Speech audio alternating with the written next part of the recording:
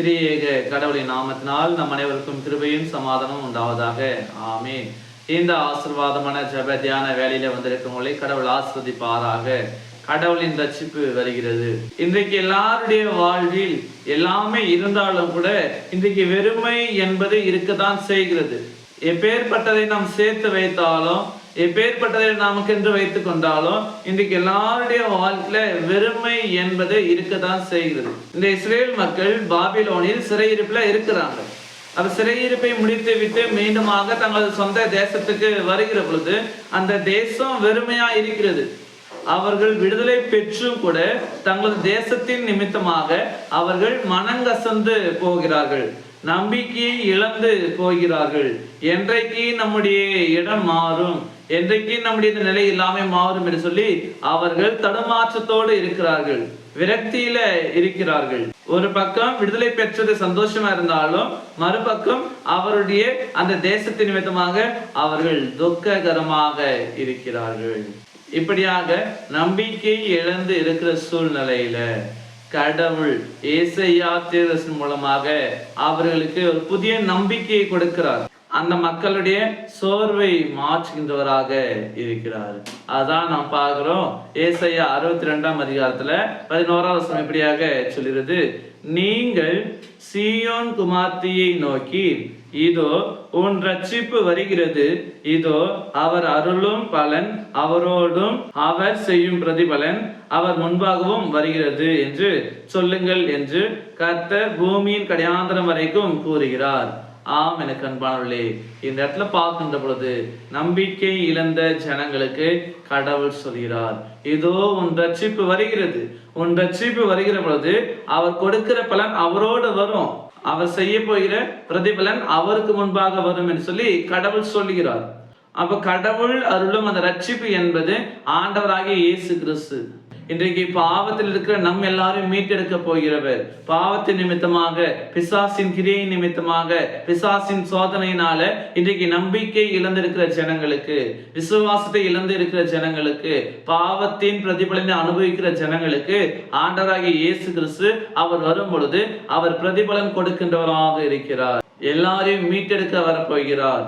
எல்லாருக்கும் நித்திய ஜீவனை கொடுக்கிறவராய் வருகிறார். எல்லாருக்கும் பரலோக வாழ்வை கொடுக்கின்றவராக அவருடைய 2ஆம் வருகையில வரப்போகிறார். அவர் வருகிற பொழுது அவர் நம்ம கொடுக்க போகிற அந்த நித்திய ஜீவனும் அவரோடு கூட வரும். ஆம், எனக்கு அன்பானவர்களே, நம்பிக்கை இழந்து சோர்ந்து போயிருக்கிற இன்றைக்கு நம்மை பார்த்து கடவுள் சொல்கிறார், இதோ இன்றைக்கு உன் ரட்சிப்பு வருகிறது, அவர் அருளும் பலன் அவரோடு கூட வருகிறது, அவர் செய்யும் பிரதிபலன் அவருக்கு முன்பாக வருகிறது. இன்றைக்கு நம்முடைய வாழ்வை கடவுள் மாற்றப் போகிறார். இன்றைக்கு கடவுள் நம்மை உயர்த்த போகிறார். இந்த விசுவாசோடு தொடர்ந்து நாம் நம்பிக்கை இழக்காமல் விசுவாச வாழ்வை வாழ தூய ஆவியானவர் தாமே நம் அனைவரையும் பலப்படுத்தி வளர்த்தி காப்பாராக. ஆமீன். எல்லாபத்துக்கும் மேலான தெய்வீக சமாதானம் உங்கள் இருதயங்களையும் சிந்தனைகளையும் கிறிஸ்து இயேசுக்குள் காத்துக்கொள்வாராக. ஆமீன். யாவன் கண்களை மூடி நாம் ஜெபிப்போம். சர்வ வல்லமையும் மிகுந்த இரக்கமும் உள்ள கடவுளே, இந்த ஆசீர்வாதமான தியான வேலைக்காக நாங்கள் நன்றி படைக்கிறோம். ஆம், எங்களுடைய வாழ்வில் என்ன இருந்தாலும் பெருமை என்பது இருக்கத்தான் செய்கிறது. எப்படிப்பட்ட சூழ்நிலையில் இருந்தாலும் நம்பிக்கை இழந்து போகிற சூழ்நிலை வரத்தான் செய்கிறது. அப்படியாக இஸ்ரேல் மக்களுடைய அந்த நம்பிக்கை இழந்த சூழ்நிலையில கடவுள் அவர்களுக்கு அவருடைய வார்த்தையை கொண்டு எப்படியாக ஒரு புது நம்பிக்கை கொடுத்தாரோ, இன்றைக்கு எங்களுடைய வாழ்விலும் கூட கடவுள் ஒரு புதிய நம்பிக்கை கொடுக்கிறார். அவருடைய குமாரனை, அவருடைய கிருபையை இன்றைக்கு எங்களுக்காக அனுப்ப போகிறார். அவர் கொடுக்கிற பிரதிபலன், அவர் கொடுக்கிற பலன் அவருக்கு முன்பாக வரும் என்ற சத்தியத்தை நாங்கள் தியானித்திருக்கிறோம். அப்படியாக இனி வரக்கூடிய காலங்களில் நாங்கள் நம்பிக்கை இழந்து போகாமல் தொடர்ந்து எல்லா நேரத்திலும் எல்லா சூழ்நிலையிலும் விசுவாசத்தோடு வாழ்ந்து அதன் வழியாக உடைய குமாரனாய் கிறிஸ்துவின் மூலமாக எல்லா விதமான பலன்களை பெற்றுக்கொண்டு நிறைவாய் நாங்கள் நமக்கு சாட்சியாய் வாழ்வதற்கு இறைவனை அருள்பாவிக்க வேண்டுமாய் நாங்கள் வேண்டி நிற்கிறோம். இந்த நாளில் கூட யாரெல்லாம் பிறந்த நாளை திருமண நாளை கொண்டாடுகிறார்களோ எல்லாரையும் ஆசிர்வதித்து புதிய ஆண்டில புதிய நன்மையினால் கிருபையினாலோ முடிச்சுட்டி ஆஸ்வதிக்க வேண்டுமாய் நாங்கள் வேண்டி நிற்கிறோம். பலவீனம் உள்ளவர்களுக்காக நாங்கள் செபிக்கிறோம். இனிதாமே எல்லாருடைய பலவீனங்கள் சுகம் எல்லாவற்றையும் மாற்றி போட்டு எல்லாரும் நல்ல பலத்தை கொடுத்துள்ள வேண்டுமாய் நாங்கள் வேண்டி நிற்கிறோம். ஒவ்வொரு படிக்கிற வாலிப சகோதர சகோதரிகளுக்காக, சிறு பிள்ளைகளுக்காக நாங்கள் செபிக்கிறோம். இறைவன் தாமே எல்லாரையும் நீர் நடத்தும்படியாக ஒரு புதிய சமுதாயமாக கட்டியெழுப்ப வேண்டுமாய் நாங்கள் வேண்டி நிற்கிறோம். இன்றைக்கு அநேக பாவ குற்றங்கள் நடைபெற்றுக் கொண்டிருக்கிறது.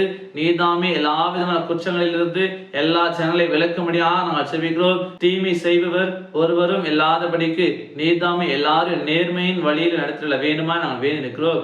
நாளை நாங்கள் முற்று முழுவதுமாக நாங்கள் ஒப்புவிக்கிறோம். நீர் பொறுப்பெடுத்துக் கொள்ளும். நீர் எங்களை கரைபிடி நடத்தும். மீட்பர் இயேசுவின் திருப்பாதம் பணிந்து ஜெபிக்கிறோம் அன்பின் பிதாவே, ஆமேன். அனைவருக்கும் ஸ்தோத்திரம். கடவுள் உங்களை ஆசீர்வதிப்பாராக.